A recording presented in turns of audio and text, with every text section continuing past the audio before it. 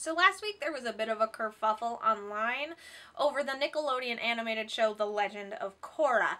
Creator Brian Konietzko posted this image on his Tumblr saying that Korra was not canceled but was instead moving to a digital platform.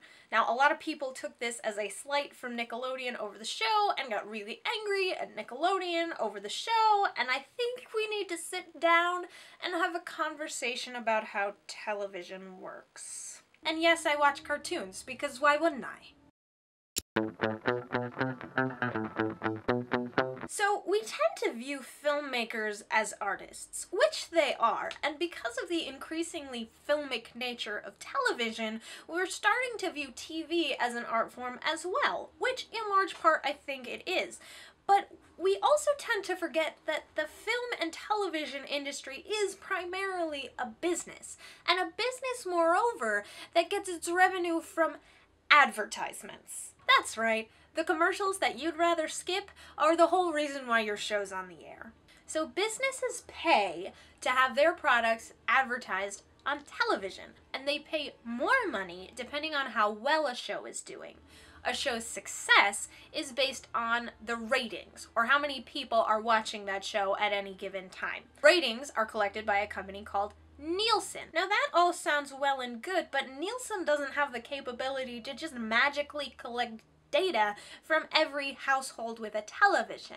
Of the estimated 116 million households with televisions, Nielsen is only actually monitoring about 1% of those. They might try to be demographically accurate, but that percentage of the population really doesn't seem fair. Another problem with the Nielsen rating system is that they don't measure every way that you can watch television. They're primarily looking at you watching television actually on your television. Now they have started to group data into a couple of different ways. They'll have live data, which means you watched the show as it was airing.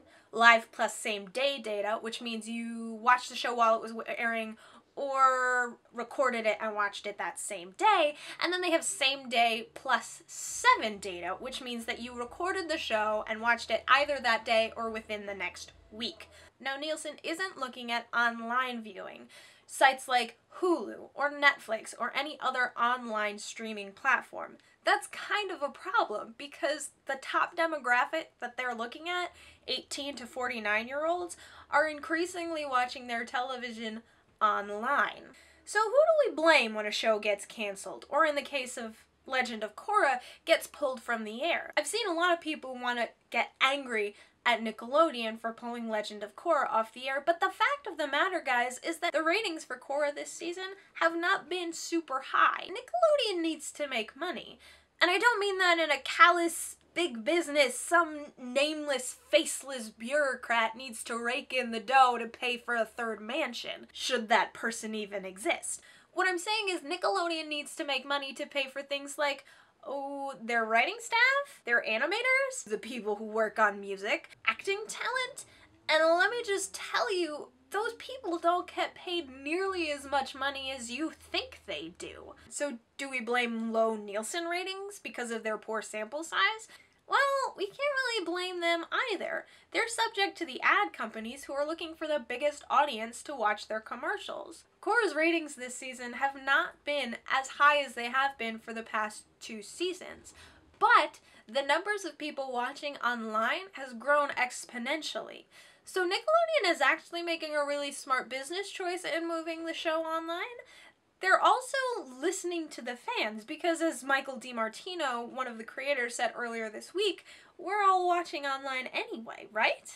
This actually marks kind of a big shift in television that we might be seeing more and more in the coming years. We have this sort of watch what we want, when we want mentality when it comes to TV, and there's more and more these little niche markets that keep popping up. So I really do think that television shifting to an online venue is gonna become more and more prevalent. That being said, I really don't think traditional primetime television is ever gonna go away. So what's the best way to keep your show on the air if you don't have a Nielsen box? Online presence. Nielsen is actually making an effort to start monitoring social media, specifically Twitter, to see who's watching what when. So if you like a show and you're worried it's gonna get canceled, make that thing go viral. Make it trend on Twitter, talk about it on Facebook, do whatever you can to promote the show and make it look like there's an audience that wants to keep watching. So moving on to things that I'm excited about, this Friday, the Guardians of the Galaxy comes out and I am super excited, mostly because Andy Dwyer. Other fun information about the entertainment industry that you might not know about, the comics industry is pretty bad about paying their artists and writers. The guy who helped create the Guardians of the Galaxy isn't actually gonna see any money from this film. I'll post some links below about that, but my point is that if you are thinking about going to see this movie, maybe you could also think about donating to the Hero Initiative, which helps comic book creators, artists, and writers. Other things that I am excited about this week, Joanna posted a hilarious blog on which Hogwarts house the cast of Full House would be in. I definitely suggest you check that out. And on top of that, please watch Click Here has a new episode on Wednesday, so please check that out. So that's what I'm excited about this week. Tune in next time, and until then, keep watching.